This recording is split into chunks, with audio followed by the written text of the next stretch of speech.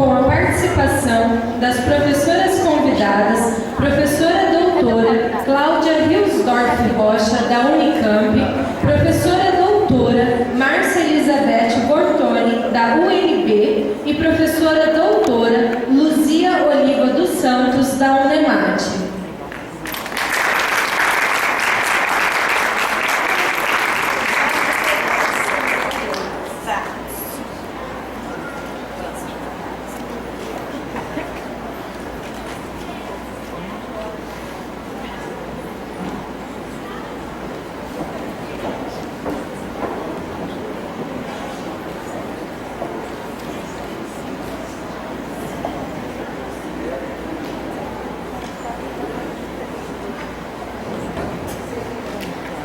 Boa noite a todos. Damos continuidade ao evento. A nossa mesa redonda 2 tem como título Teoria e Práticas do Ensino de Língua e Literaturas. Então, a primeira professora a falar vai ser a professora Cláudia Rocha.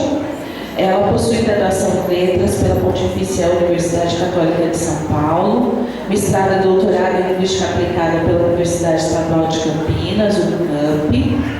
Fez estudos pós-doutorais pelo Departamento de Letras Modernas da USP, com estágio no Centro de Globalização e Estudos Culturais na Universidade de Manitoba, no Canadá. Atualmente é professora do Programa de Pós-Graduação de Linguística Aplicada do Instituto de Estudos de Linguagem da Unicamp. Tem experiência docente no ensino fundamental, médio e superior. Atuou como professora de língua inglesa no curso de letras da Unicamp em 2009 e no Centro de Ensino de Línguas da Unicamp entre 2010 e 2013. Foi coordenadora de secretaria da extensão no referido centro no biênio de 2010 e 2012. Foi secretária da Associação Brasileira de Linguística Aplicada. Seus interesses de pesquisa envolvem o ensino de inglês e português como línguas estrangeiras e sua interface com as novas tecnologias. Formação de professores de material didático sob a perspectiva dos gêneros discursivos e dos letramentos. É líder do grupo de pesquisa, ensino de língua estrangeira, formação cidadã e tecnologia, e coordenadora do grupo ELEM e pesquisadora integrante do Projeto Nacional de Formação de Professores. A segunda fala vai ser da professora Márcia Bortoni. Ela possui graduação em Letras, licenciaturas em Português e Inglês pela Universidade de Brasília, mestrado em Linguística pela Universidade de Brasília e doutorado em Linguística pela Universidade Federal do Rio de Janeiro e pós-doutorado pela Federal do Pernambuco. É consultora doc da Fundação de Amparo à Pesquisa do Estado de São Paulo, FAPESP, professora adjunta da Universidade de Brasília, e sua principal área de pesquisa é sociolinguística educacional, com ênfase nas seguintes sub-áreas: estudos de letramento de gêneros, formação de professores, análise da compreensão leitora, ensino da norma padrão e análise etnográfica de comunidades do campo. E para encerrar a mesa, nós teremos a fala da professora Luzia Santos, que é coordenadora do Programa de Pós-Graduação em Letras, Profiletras, aqui da Unidade Sinop, professora adjunta do Departamento de Letras da Universidade do Estado de Mato Grosso, Campus Sinop, doutora em Letras pela Unesp na área de Línguas, na área de Literatura de Língua Portuguesa, com o tema Literatura e Ingenuidade, mestre também pela Unesp, Teoria da Literatura, com o tema Narrativa, Mito, Lenda e História. Então, a professora Luzia é da nossa casa, né, e a gente já conhece. A dinâmica da mesa vai se constituir a partir da fala da professora Cláudia, depois da professora Márcia, depois da professora Luzia. Ambas preferiram que a gente sente e vá acompanhando a fala por meio dos slides para que a gente não se perca. Então, aí eu vou avisá-las do tempo. Então, 20 minutos. Quando vão faltar 5, eu dou uma cutucadinha, né? Para depois a gente poder, enfim, né, discutir e fazer o enriquecimento das falas. Então, nós vamos junto do grupo e aí a professora Cláudia começa.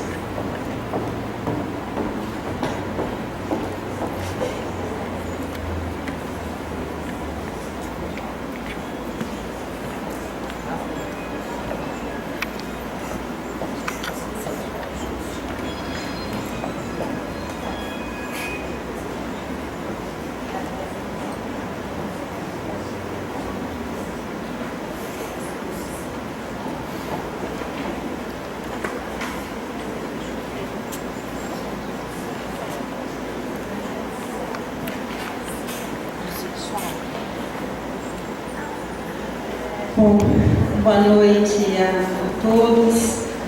Antes de eu iniciar a minha fala, na verdade, e fazer os agradecimentos, eu gostaria de retomar rapidamente o título. Eu vou aqui, me propus a falar de formação cidadã, tecnologia, ensino de línguas. Na verdade, eu fui problematizar esse conceito e compartilhar com vocês, convidar vocês a discutir e refletir comigo a esse respeito. Deixo aqui o meu e-mail para quem quiser continuar essa fala depois, vai ser um prazer. Agora sim, eu queria agradecer muito, gente, pelo convite, na pessoa da Leandra, que é uma colega querida, que eu admiro muito pelo trabalho, pela garra. Eu quero agradecer a todos vocês, a toda a comunidade da Unimate por me receberem aqui.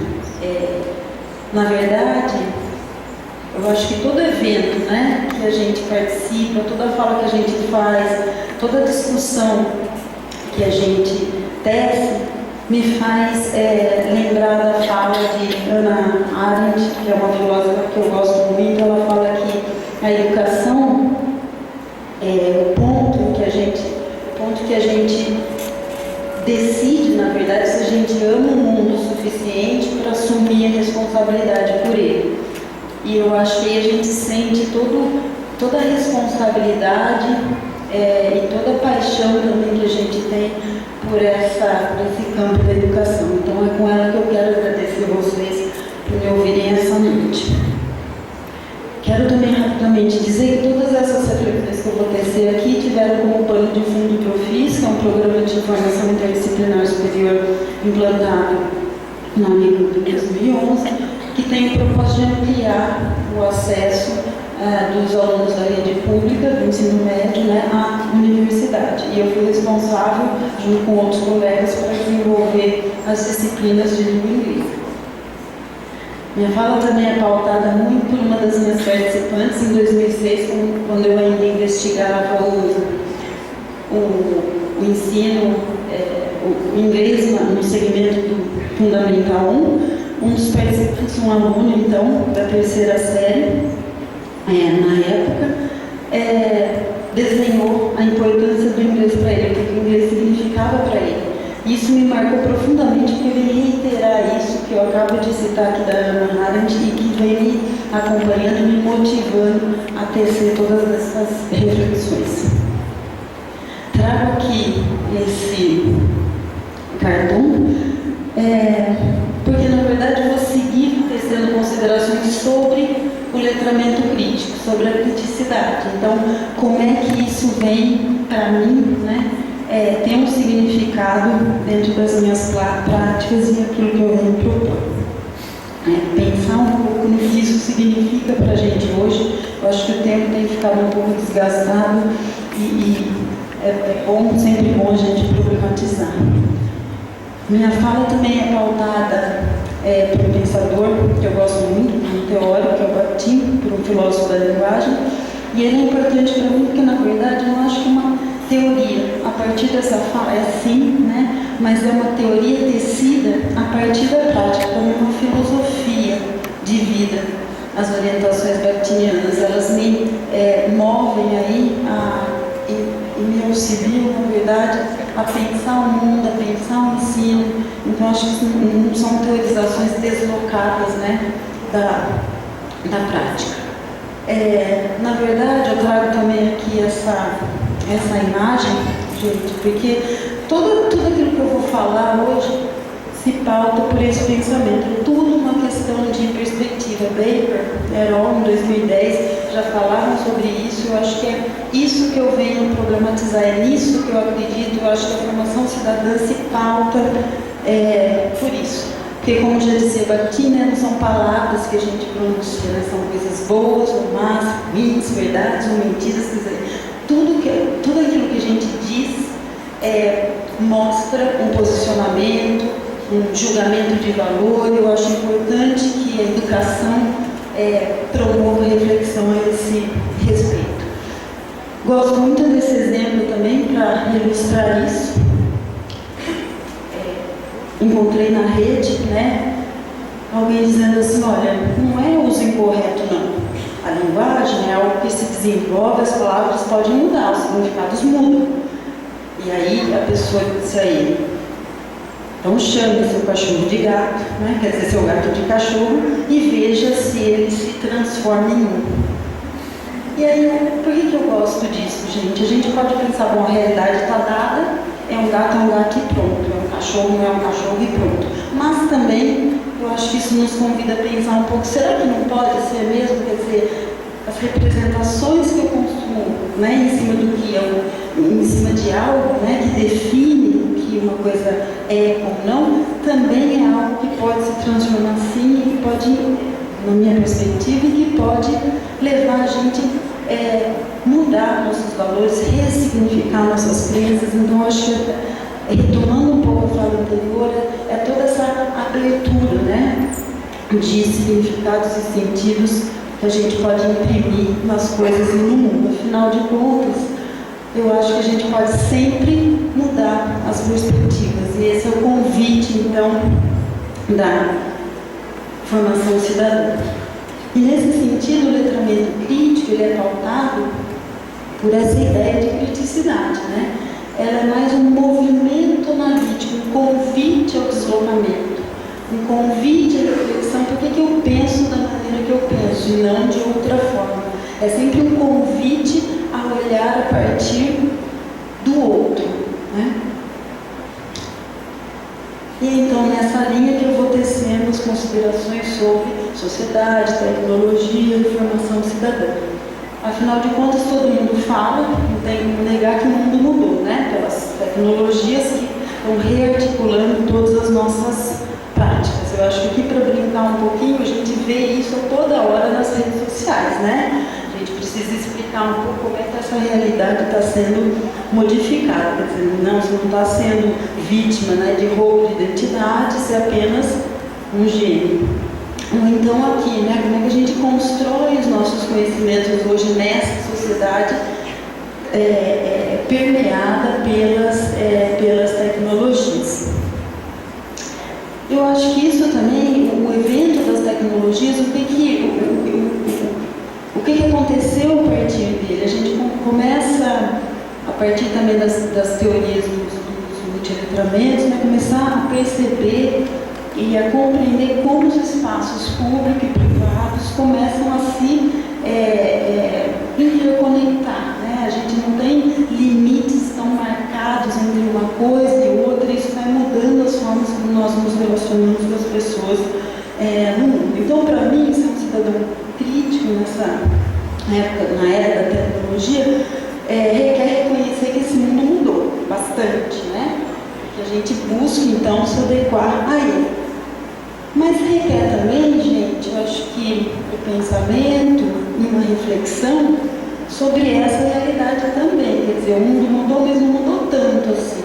Às vezes a gente repete as mesmas práticas, só que por outros recursos e outros meios. É bem nesse sentido que eu venho problematizar.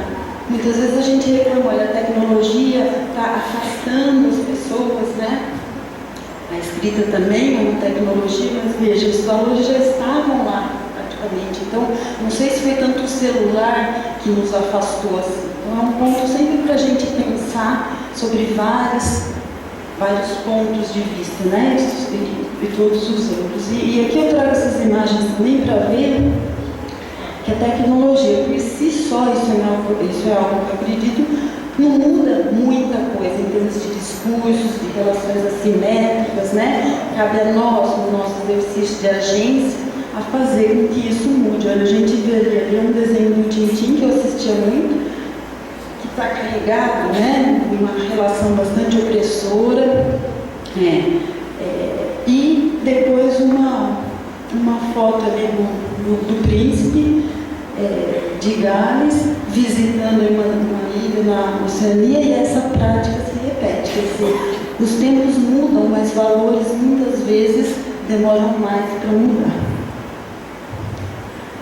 Alguns autores nos convidam também nessa direção a pensar que a educação, em vez de estar se voltando tanto para transmissão de conteúdos ou focar nos conteúdos para inserção no mercado de trabalho, deveria então estar também, né, fornecendo espaços, possibilitando esses espaços de discussão para que a gente possa promover o questionamento do que é válido, por que isso é construído da forma que é.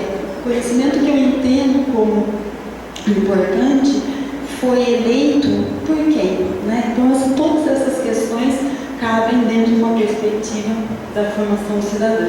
Rapidamente, eu retomo aqui para pensar essas mudanças nos impactos da tecnologia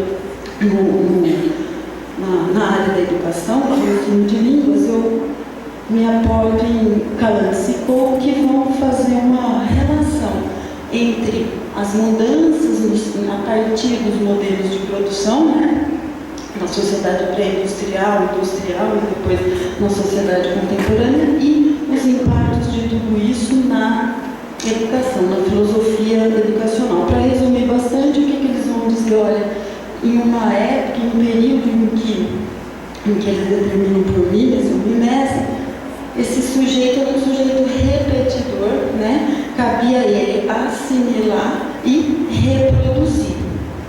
O tempo foi passando e também as relações de produção. Então, aí o que foi acontecendo? As indústrias iam se flexibilizando e o sujeito começou, então, deu abertura para um sujeito que precisasse, na verdade, relacionar e sintetizar. E isso na educação incidiu na importância das operações, por exemplo, cognitivas, de modo bastante forte. E hoje, na contemporaneidade, devido aos eventos aos impactos da tecnologia, é uma sociedade bastante marcada pela necessidade de criatividade, de agência, de colaboratividade, que não quer dizer também igualdade de relações, né? E é importante pensar que isso não acontece de forma isolada. Antes era assim, agora é diferente. Isso se sobrepõe e o conflito está aí. A gente convive com uma escola também pautada por um pensamento bastante orientado pela normatividade, pela disciplinarização, pela homogeneização, pela gradação, né, pela essa ilusão do controle, e uma escola que também lida com as relações orientadas pelo fluxo, pela não linearidade, pela sobreposição. E nesse sentido a gente pensa, para que então a gente vai, qual é o sentido justificativo, o papel da língua estrangeira nessa sociedade? Claro que é para lidar com a diferença, com a diversidade, né? Como já nos dizia Rojo Moita Lopes aí em 2004. Agora eu penso o seguinte, é preciso que a gente problematize as representações que são veiculadas a partir da nossa noção de sociedade, da nossa noção de cidadania, da nossa noção de quem é esse outro, quem é essa pessoa que eu estou considerando estrangeira. Então são essas questões que eu acho que a formação cidadã vem problematizar. Essa formação cidadã que eu intitulo Plurilingüe, que vou explicar daqui a pouquinho, é uma formação então que convida esse deslocamento, convida esse questionamento e que propõe uma problematização dos próprios termos de democracia e cidadania, por exemplo. Uma cidadania pensada não para inserção desse indivíduo no mundo do trabalho, orientada por valores bastante neoliberais, né? Mas que nos convida a pensar em termos de um exercício, né, de responsabilidade para com o outro, para com a construção de relações mais igualitárias na sociedade, né? Ou seja, pensar na justiça também a partir de qual perspectiva? Justiça e justiça são também conceitos ideologicamente construídos. E para isso, gente, então, eu tomo como referência a teoria dos multiletramentos também, ou a pedagogia dos multiletramentos, que me levam a enxergar a língua, então, como prática social, sempre historicamente situada. Para conversar um pouco com o Bakhtin, né, que diz que tudo que a gente diz é discursivo, axiologicamente ou ideologicamente orientado e marcado. E para isso um conceito é importante, né, para a gente se orientar o ensino de línguas por essa perspectiva e entender que esses sentidos aí não são fixos. Um cachorro nem sempre é um cachorro, né? Ele é um cachorro de maneiras diferentes para diferentes pessoas. Ou seja, que as verdades não são absolutas. Aquilo que eu entendo como certo ou errado é culturalmente constituído e construído que pode diferir de outras pessoas, outros grupos sociais. Para ilustrar isso um pouco, eu trago também os posts do Facebook que falam que, São Paulo, e daí, né? São Paulo tem pouco verde. Quando a gente recebe isso, interpreta esse enunciado, pode me levar para várias direções. Não, São Paulo é bonito por causa disso, tem isso, vê, pouco importa que ele não tenha verde, ele tem outras coisas a me oferecer. E aqui, o mesmo enunciado compondo outros efeitos de sentidos, quer dizer, nada é fixo, né? A gente sempre está construindo as nossas verdades, as nossas interpretações a partir das nossas experiências. Acho importante também trazer esse exemplo para a gente ver essa instabilidade do sentido, essa indeterminação do sentido. Quando a gente pensa em mulheres na praia, a primeira imagem que pode vir é aquela lá de cima. Muitas vezes nos faz não enxergar outras possibilidades, né, que são tão verdadeiras quanto. Então, eu estou trazendo toda essa problematização porque eu acho que é isso muito que a gente deveria estar problematizando em sala de aula, ou seja, isso dá uma abertura para a gente trabalhar preconceito, estereótipos, entre outras questões importantes. O vermelho significa de forma diferente para diferentes pessoas, dependendo também do contexto em que se produziu esses enunciados, né? Os exemplos, então, são vários. O que fica aqui? Essa noção de outro, né? E também recorro a Bakhtin para entender o que é entender um pouco melhor o conceito, né, de estrangeiro, de diferente, e de outro. Para isso, ele vai me dizer que para a gente se constituir como pessoa, a gente está sempre se contrapondo a valores outros, ou olhando para o outro de forma sobreposta, mas também contraposta. Para ele, esse outro é a alavanca mais poderosa da compreensão, ou seja, eu posso olhar para o mundo a partir dessa contraposição de valores. Só que daí voltar também vai me ajudar a pensar que esse outro, né, ou seja, o que é diferente, o que é estrangeiro, o que não me é familiar, é sempre marcado por algum jogo de interesses, né? É sempre marcado discursivamente, e isso pode e geralmente gera relações desiguais e opressoras. Aí vem a cultura, que a gente trata bastante no ensino de línguas, né? E sempre está problematizando como fazer. Eu acho que essa autora me ajuda a pensar também que a cultura, ela é uma autora que pensa a cultura midiática. Ela vai dizer, olha, a cultura não se reduz a símbolos ou bens materiais de uma sociedade, com festas, não é só isso. Mas também ela perpassa todo esse processo de construção de sentidos a partir dos objetos com os quais eu lido, os aspectos que fazem parte do meu dia a dia, por exemplo, como é que eu construo sentidos, como é que eu me relaciono com as pessoas a partir, eu tenho, por exemplo, na minha casa uma colher de pau na cozinha e um computador na sala, quer dizer, isso também vai dizer um pouco como eu me relaciono com o mundo, como eu construo sentidos nessa sociedade. Trago mais um exemplo aí, eu acho pertinente, porque se a representação que eu faço do índio, por exemplo, se é desta forma ou de outra, vai imprimir minhas marcas no mundo e orientar como é que eu me relaciono com as pessoas. Pode impactar, por exemplo, no que eu entendo se eu entendo adequado ou não as cotas nas universidades, por exemplo. Então, esse processo de pensar como é que eu construo sentidos é bastante importante dentro dessa perspectiva.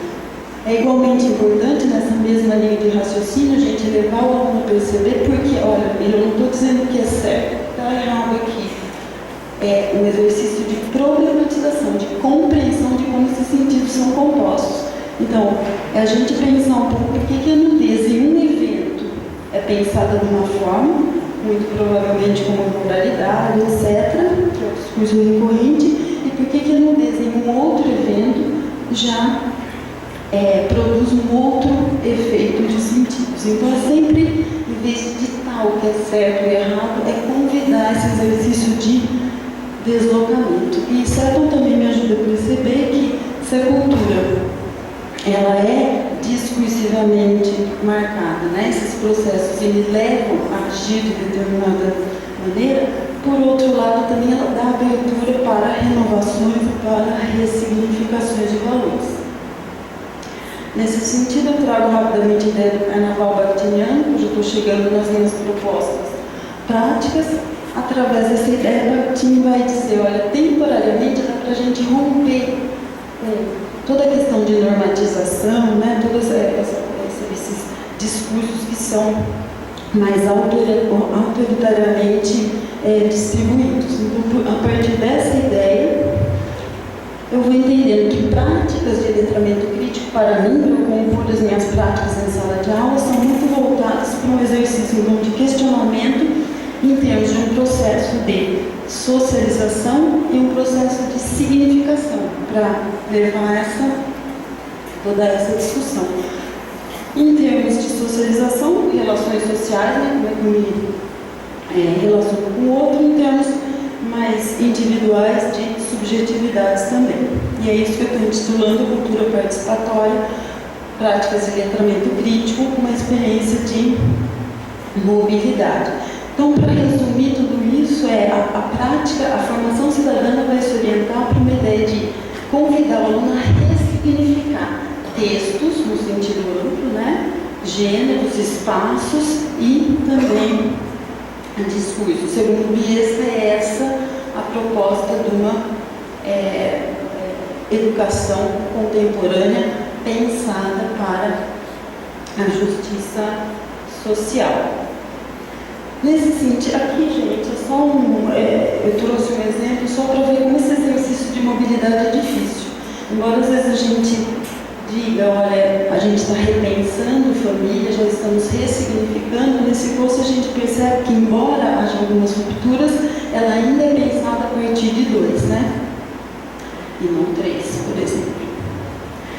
E para finalizar, essa é a minha proposta, como é que a gente pensa tudo isso em termos mais práticos. Então, também a partir de Bakhtin, eu estou pensando que a educação deve seguir uma orientação plurilingüe, plurivocal e pluristilística. Já vou explicar rapidamente o que é isso. Plurilingüe, então, é buscar promover práticas que possam causar intersecção entre línguas diferentes linguagens, diferentes recursos semióticos, diferentes gêneros. Um exemplo é esse, coisa que a gente também já faz na sala de aula, que a formação cidadã convida a fazer de forma mais crítica, quer dizer, se apresentar também através de uma obra de arte, fugir um pouco dos gêneros mais recorrentes. É tratar também das variações linguísticas, né? Que muitas vezes causam estranheza, ou seja, questionar um pouco se elas existem o que é validade, o que não é validade, quer dizer, o que é falar certo, o que é falar errado. E um exemplo de uma aluna que eu fiz, ela foi narrando a história dela através de um folheto de cilindro. A prática plurivocal é procurar promover de forma mais intensa esse exercício de desestabilização, né? Trazer possibilidades de contraposição de discursos e vozes. Então, aqui